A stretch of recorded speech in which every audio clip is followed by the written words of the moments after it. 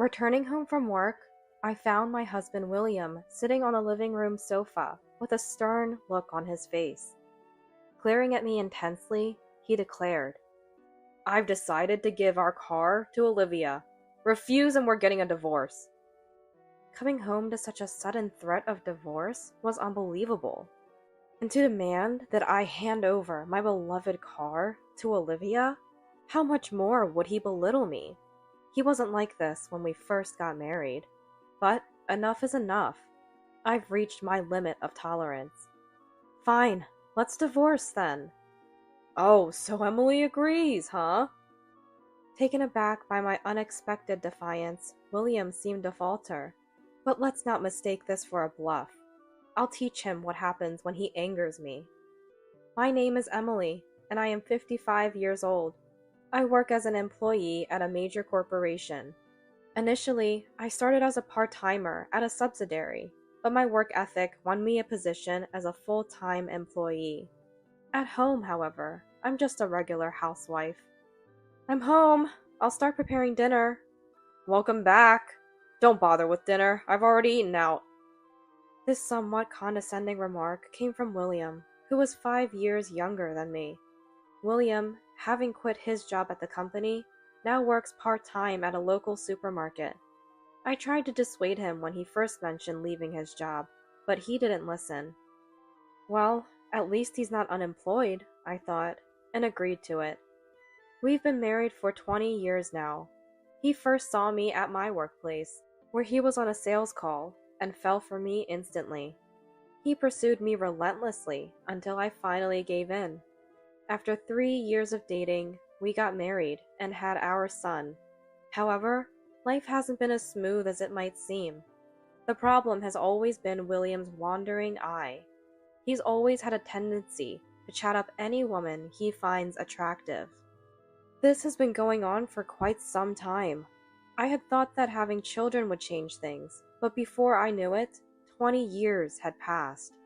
One Sunday, while I was relaxing at home, our son, John, and his wife, Olivia, came to visit.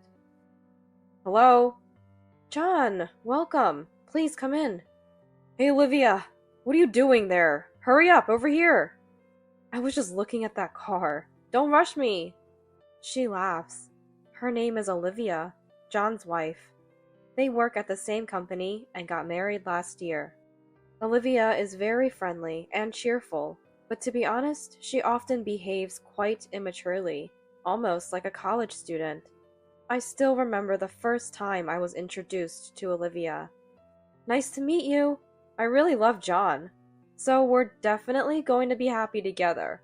We're not planning on having children just yet. I want to cherish every moment with John.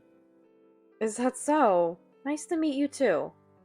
I always thought John would choose a serious and quiet girlfriend, so I couldn't understand why he was attracted to someone like her. And that hasn't changed. Is that car yours, Emily? Yes, why do you ask? I've been interested in it for a while. I'd love to drive it just once. Drive it? Do you even have a driver's license, Olivia? How rude. Of course I have one. But the last time I drove was when I was 18. The last time at 18? Then you're not very experienced. I can't let someone like that drive my precious car. I saved up for years to buy it, so I can't just hand it over easily. Olivia suddenly became upset when I declined her request. Is this the behavior of a 28-year-old woman? She's acting like a child. As I was dumbfounded by Olivia's behavior, "What's all this noise about?" William returned home. "Dad, we're intruding." "Hello, William. Still as handsome as ever, I see." "Ah, Olivia! Still looking beautiful as always." "Oh, William, you make me so happy." William is bad enough, but Olivia is just as bad. As I watched the foolish pair with a look of utter disbelief, John, calmer than me, observed them silently. Then his phone rang. "Excuse me, I need to take this call." He stepped outside, and as I watched him go, Olivia turned to William with a request. "Hey, William, I have a favor to ask." "What is it, Olivia?" "Can I drive that car parked outside?" Please, Dad? The way she blatantly flirted with William in John's absence was nauseating. Her actions made me feel sick. You want to drive the car outside? Sure, anytime. I can even sit next to you and teach you a few things. Then I'll take you up on that offer. Disgusting. What's with these people? Their repulsive exchange was interrupted when William suddenly turned to me. You heard her, Emily. Hand her over the car keys. Olivia wants to drive. Stop joking. Olivia isn't experienced enough to drive. I can't let her drive. I don't care about your feelings, Emily. Olivia has come all this way, and you're spoiling it with your selfishness. Is this what happens when you get old? Losing the ability to care about others? It's worrying to think about the future. The future to worry about is mine. Why should I be subjected to such harsh words for just refusing my son's wife's request? William's words almost brought tears to my eyes. Then, John, who had left the room earlier, returned. What's going on here? Nothing much, just dealing with a few things. I see. John's expression seemed different from earlier, lacking his usual energy. Then, suddenly, Mom, I'm heading back home now. What? You just got here. Why are you leaving so soon? John, why? I don't want to go yet. No way! Ignoring Olivia's reluctance, John grabbed her arm and briskly left the house, saying they had to go. His sudden change of behavior was puzzling. I had never seen John look like that before. Meanwhile, William sat next to me, watching them leave with a look of sadness. A few days after John and Olivia's visit, I came home from work to find a pair of women's shoes at the entrance that I had never seen before. Expecting a guest, I headed to the living room, only to find William and Olivia, drunk and flushed, snuggled up like new lovers. What in the world are you two doing? My angry voice didn't seem to affect them at all. Instead, they glared at me as if I was interrupting their fun. So, I sat down in front of them. The smell of alcohol is overwhelming. Struggling with the overpowering odor of alcohol, I tried to initiate a calm conversation when William suddenly spoke up. Emily, what are you doing here? Came to spoil our fun? Yeah, stop bothering us. Hurry up and bring us some more drinks. If not, start dancing and entertain us. That would be hilarious. William, you're so funny. Olivia, you're truly adorable. Both were completely intoxicated, not listening to a word I said. I realized it was futile and decided to call John to explain the situation. Sorry to bother you, but can you come and pick them up after work? However, John said he had other commitments and couldn't come. It's just picking them up. That's all I'm asking. Sorry, you'll have to handle it yourself. Bye. He hung up, leaving me with the sound of a disconnected call. If you don't do something interesting soon, I'll kick you out of this house. Yeah, do something funny. And by the way, I'm taking this house along with the car. Their continuous sarcasm and verbal abuse were unbearable. It's one thing to be drunk, but some behaviors are simply inexcusable. The thought of such individuals being my family filled me with such sadness and disappointment. Leaving the two engrossed in their drunken state, I went about my business and soon headed to the bedroom, settling into bed. Enduring the noise from downstairs, I noticed a sliver of light peeking through the curtains. It's already this late. I opened the curtains, letting the sunlight flood in. Remembering last night, I went to the living room, but neither William nor Olivia were there. I opened the living room curtains and searched the whole house, but they were indeed nowhere to be found. After searching the entire house and finding no one, my gaze shifted outside to an unusual sight. What? My car! In the parking lot, William and Olivia were about to get into my car. William was in the driver's seat, and Olivia sat beside him, interacting like lovers. "What are you doing?" I hurried over, and William looked at me with annoyance. "Ugh, you're awake." "Good morning." "Why are you taking my car without permission? And you two were drinking until late last night." They were acting as if commandeering my car was no big deal, their breath still reeking of alcohol. I was astonished by their utter disregard for common sense. Moreover, William had rarely driven since our marriage. Why now of all times? I felt uneasy about their behavior and glared at them without a word. Then, suddenly, "Hey, what's with that look? Are you defying me? It's ridiculous for a wife to defy her husband." Olivia, standing next to him, looked at me with a smug, sneering smile. I was unable to retort, overwhelmed by frustration. A few days later, after finishing my afternoon work and taking a break, my mobile phone rang. "Mom, how are you?" It was John. "It's been a while, John. You stopped coming home after that incident, and you haven't been in touch. I was worried." "I've been a bit busy." John's voice sounded tired. Despite my repeated concerns, he assured me he was fine. Then, during a brief pause, "Actually, Mom, I have something to tell you." "What is it? Something you want to talk about?" "The thing is, Dad and Olivia are having an affair." I was momentarily speechless at John's revelation. Responding to John's concern, I assured him I was fine, which seemed to surprise him. "I thought you'd be more shocked." Normally, one would be shocked upon discovering that their husband and son's wife were having an affair. But at that moment, all I felt was a sense of inevitability. I shared with John that I had somehow sensed it. "Why did you think that?" "It's obvious. The two of them drinking alone at home, taking drives together in my car. Anyone would suspect their relationship. But I didn't have any concrete evidence until I heard what you said." "I see. That makes sense." Then John asked what I had planned to do next. Hesitatingly, I mentioned my uncertainty. "If it's okay with you, Mom, can I handle it?" "But..."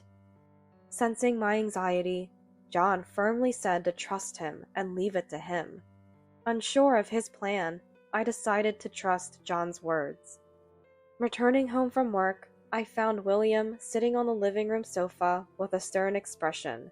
As he glared at me sharply, he said, "I've decided to give Olivia your car. If you refuse, it's an immediate divorce." Returning home to such an ultimatum from William, and the idea of giving my beloved car to Olivia, how much more must he belittle me? He wasn't like this when we first married. But enough is enough. I've reached my limit of tolerance. "Fine, let's go ahead with the divorce then." "Is that so? Emily finally understands, huh?"